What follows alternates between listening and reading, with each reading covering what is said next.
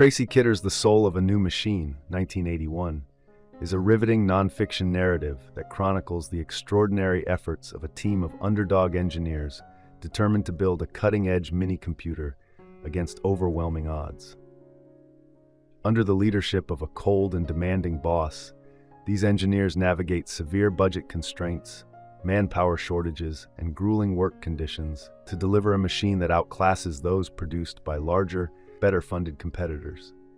Their success not only sets a new standard for innovation, but also establishes a model that would inspire countless Silicon Valley startups, for better or worse.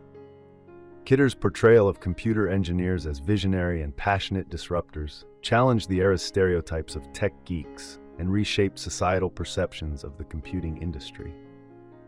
The story begins in the late 1970s, when Data General, a modest player in the burgeoning minicomputer market, faces declining sales after the industry leader, D, unveils its state-of-the-art 32-bit VAX computer.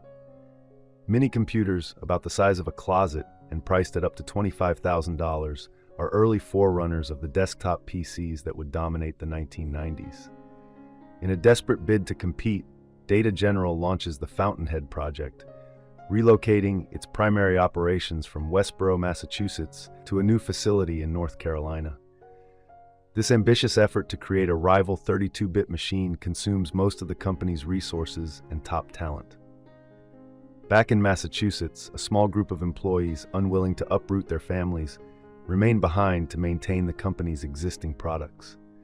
This skeleton crew is led by Tom West, a prickly and enigmatic designer. West, unwilling to merely coast while the rest of the company pursues salvation, initiates his own secret project, codenamed Eagle. Framed as a backup plan in case the Fountainhead project falters, Eagle aims to outclass the VAX and redefine industry standards. Despite minimal resources and institutional support, West is confident his renegade team can deliver. Operating from a stifling basement that lacks adequate air conditioning, sometimes neglected due to unpaid bills, the Eagle team contends with dire conditions. West can only offer meager salaries, no overtime, and grueling schedules that often stretch to 20-hour days, 7 days a week. To build his team, he recruits young, untested engineers, reasoning that their inexperience shields them from believing anything is impossible. The Eagle team is divided into two groups: the Hardy Boys, responsible for hardware, and the Micro Kids, who develop the microchip software. Despite West's harsh and unorthodox leadership, marked by intimidation, bombast, and sharp criticism, the team thrives. His approach, though alienating to some, fosters unwavering loyalty and a near cult-like dedication to their mission. Together, they defy expectations, pushing the boundaries of what a small, scrappy team can achieve in the high-stakes world of computing innovation. The obsessive culture of Tom West's Eagle project is driven by a principle he calls signing up, a commitment that demands team members sacrifice family, friends, and all distractions in pursuit of building the perfect machine. To deepen this single-minded focus, West positions his team as Data General's last hope, despite the rest of the company considering their work a mere contingency plan. With obsession and isolation firmly in place, West deploys his most potent tools, fear and paranoia. Kidder dubs this approach mushroom management, summarized as keep them in the dark, feed them shit, and watch them grow. West deliberately keeps progress on individual components secret, allowing him to impose sudden, unrealistic deadlines that fuel the anxiety he believes is essential for achieving great work. Though West's tactics can seem harsh, Kidder frames them as part of a larger strategy. West's aloofness, walking through the facility as if the engineers don't exist, positions him as a scapegoat, so if the project fails, the blame falls on him rather than his team. His exaggerated urgency, while inducing stress, is meant to instill a sense of personal responsibility, making each engineer feel like the hero of the story, a powerful motivator in the absence of financial rewards or promotions.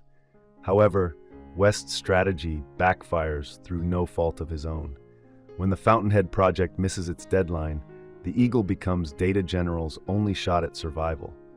Despite the Eagle outperforming the VAX by 10%, the engineers are not celebrated as heroes.